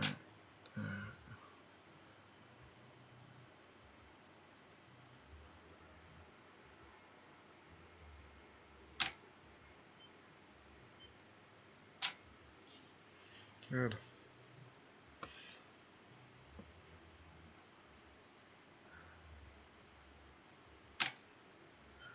Clouds. Clouds across the moon. It's a great song, by the way, if you've never heard it. Oh, I want to look at the clouds across the moon. Here in the night I hope and pray it's soon.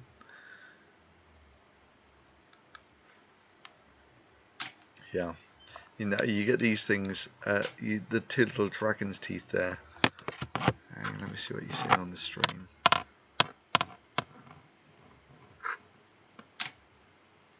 Yeah, okay, that's awesome. So the two little dragon's teeth there, if I come back by tomorrow, they'll probably be in the darkness. But at the moment they're not too bad. But if you get them at just the right point in the lunar cycle, the shadows on those things stretch for you know, 100 miles across the plains.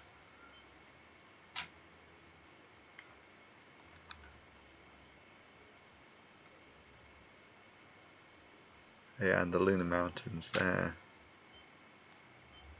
They're always awesome. Okay, it's yeah, there's 0 chance on Mars at the moment. In fact, you can see that we're struggling even with the moon. So thankfully we have the ultimate cheat, which is we can just diddle with the gain.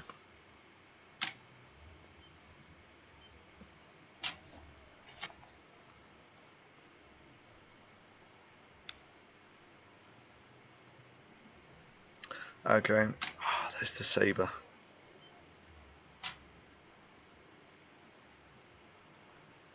But again, you get him at just the right point. He gets a massive shadow on him, but it's only there for a few hours every lunar day, which is basically every month. So if you're lucky and you get it at just the right time, it looks amazing. Actually, we're getting close to it now. Yeah, it might be today actually. Tomorrow it'll probably be in the dark.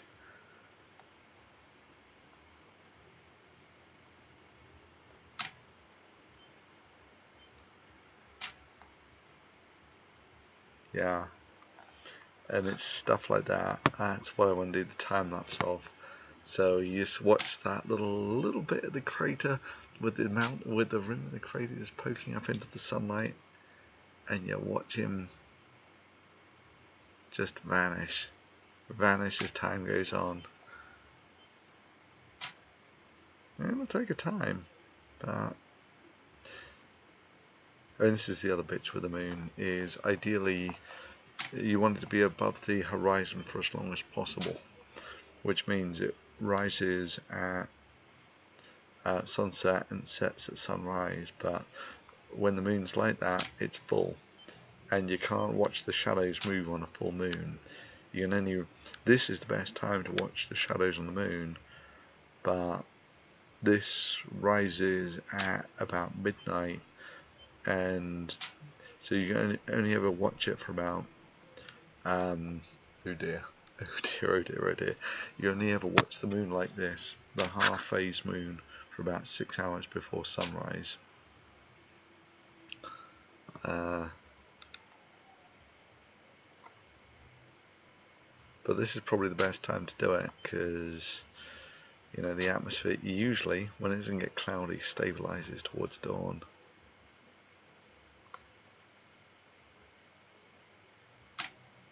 Okay, I think the gods have spoken on this one. Oh, what the hell's... It's Batman! It's Batman! Batman's on the moon! You see a little bat symbol there? Yeah, it's the pareidolia. You gotta love the pareidolia. Does anyone else see Batman? It is Batman. Snap, yes. No, it's Batman. It's not Kratos. It's Batman. It's proof that Batman was on the moon. You know, just like all those creationists who see crosses absolutely everywhere. Say, yeah, that's where the Batcave is, right? If you want to prove that you're super rich, you have your superhero base on the moon.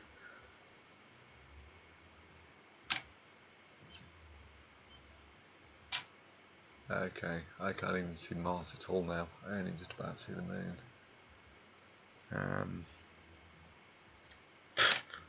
Don't see it. Don't see it. Okay, I'm going to put it in the absolute center of the field of view. So, in fact, hang on. I'm going to do one better than that. I'm going to make it full screen.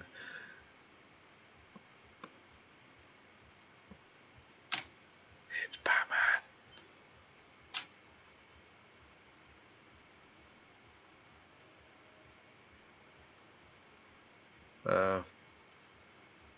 Okay, I think at that I'm going to call it quits for the night, guys.